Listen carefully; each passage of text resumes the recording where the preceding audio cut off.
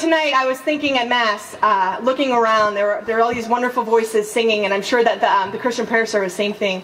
And we feel a lot bigger, don't we? We feel a lot bigger as a culture. You know, sometimes with social reform, the laws follow the cultural shift. And so I'm not sad tonight because the culture is shifting. I'm inspired because last May Gallup released poll results that said for the first time since they've been polling in '95, America has identified themselves as pro-life.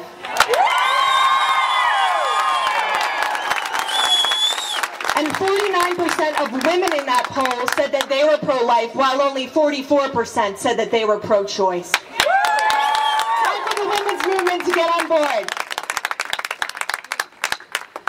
So I want to reiterate, guys, this cultural movement, I want to make a dedication to our legislators today. They take these hard votes all the time. They feel like the minority all the time because we have a pro-choice House, and we have a pro-choice Senate, and we have a pro-abortion governor. And these guys are in there, and they're making the hard votes. So I say to you all, thank you, and I promise you that we are going to work in the culture. We're going to work in the culture so that you get your majority and so that your job is easier. Because the key to legislative change, guys, is cultural change. Yeah. You got to get after it. 2 years ago at the March for Life, I was manning the Maryland Right to Life table, and a beautiful young woman came up and asked to see Angela Martin, who is the executive director of Maryland Right to Life. And Angie had already left. She comes in with the Frederick County bus, and we said, well, can we take a message for you? And she said, I just wanted to introduce her to my 8-year-old son. 8 years ago, I heard Angela speak about the pro-life cause, and I decided not to have an abortion. And out walked a freckled-faced boy with the cutest red hair. And I was looking at that boy, you know, it was my first session, and it was terrible. Our cloning ban failed, it just seemed hopeless, and here I'm looking at life. And that's what we're doing, and so we're going to keep it up, we're going to make their lives easier. And I want to conclude with, to paraphrase a Martin Luther King quote, human progress is neither automatic nor inevitable. Every step toward the goal of justice requires suffering and the tireless and passionate exertions of dedicated individuals. And this is no time for complacency or apathy. This is no time for hopelessness. This is a time to stand up. This is a time to work for life. So when you get back to that St. Mary's, guys, look around. There are organizations there. I hope this is the first of many events. We march together. We stand together for life this year. Thank you for coming out. Thank you so much, Cathy. A few more welcomes that we want to make. Senator Ed Riley. Senator Ed Riley is here. Would you give Senator a hand? Thank you for coming, sir. Thank you. And Delegate Donna Stifler is here, has made it here.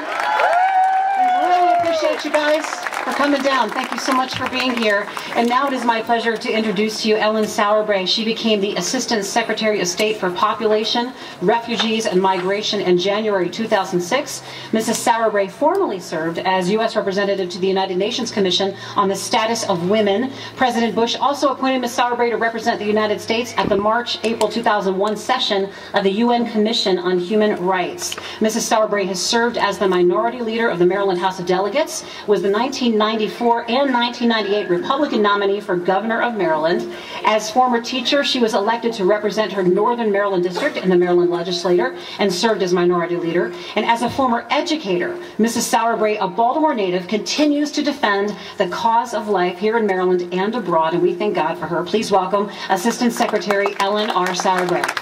It is such a pleasure and honor to be here and to see so many people who have turned out for the cause that this country was founded on. This country was founded on the ideas of liberty and life. Amen. And we cannot walk away from the foundations that have made this the greatest country that God has ever given us the privilege to be a part of. I had many years, for 16 years that I was in the legislature, I was privileged to be encouraged and lifted by people like you that came every year to support this cause. And I know how important it is that you are here to give our legislators a feeling that they're not alone, because I can tell you sometimes you feel very alone in a liberal legislature like we have in Maryland. So it's wonderful that you're here, but even more wonderful is to realize that there's something more important. And you know what that is? called an election. Yes. You can keep coming for the next 16 years, arguing the same issues that were here when I left the legislature. Why do children have the right to get an abortion without their parents' consent? Why do clinics who perform abortions not have to have any kind of regulation? And the new issues of stem cells and how we're destroying human life, embryonic stem cells. Those issues come back over and over and over. And the reason is because you are here trying to convince people who think wrong to vote right. So what you really need to be putting your energy into is convincing people who think right to run for office and help them get elected, because then they will do right once they get here. Do right.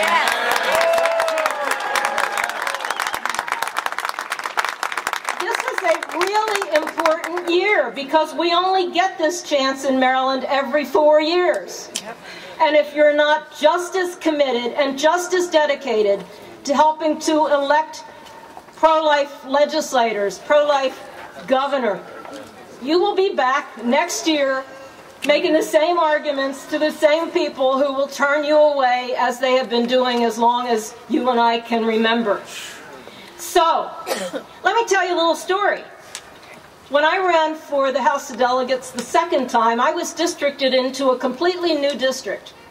And Pro-Life Maryland gave me a list of names, and they said, these are all pro-life people that are in your district. And I looked it over, and I picked good locations that I thought, oh, these people will put up my sign.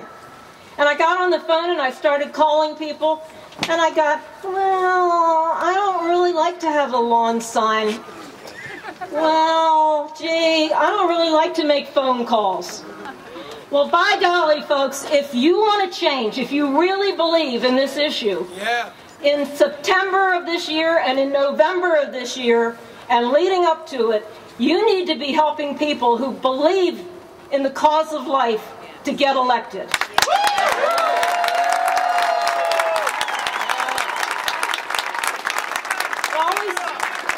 It always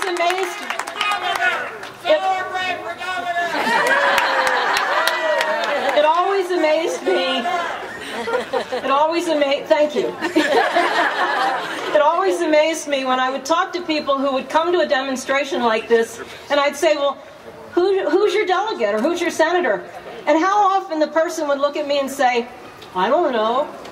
You got to know who these people are. You got to know how they vote on these issues. You got to hold them accountable. And if they're not doing the right thing, you got to replace them. Kick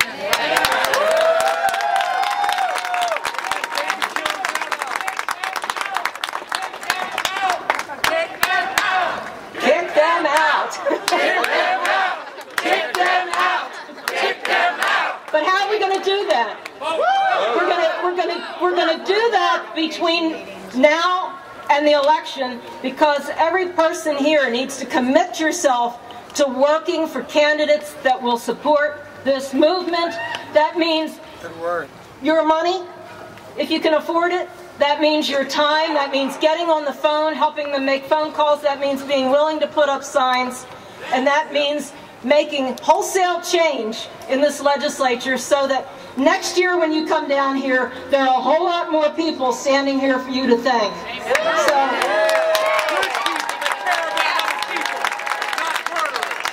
thank you very much from the bottom of my heart for the dedication that you have to this cause. And I want just to end with one other issue that I hope everybody is really focused on. There's a major piece of legislation that could change this country forever by doing away with the protection of the Hyde Amendment, by funding abortion, and it's right there, it's in the bill. Between now and about a week from now, we may be having the last chance to stop health care legislation that is going to put abortion firmly on the books and have you having to fund it out of your pocket. Something that even most people who are not in favor of abortion don't think they should have to fund it. So keep that on your radar screen. Do what you can to help the legislators and the candidates. And God bless you, God bless this country, and God bless all of those unborn children that you are here to help to protect. Thank you.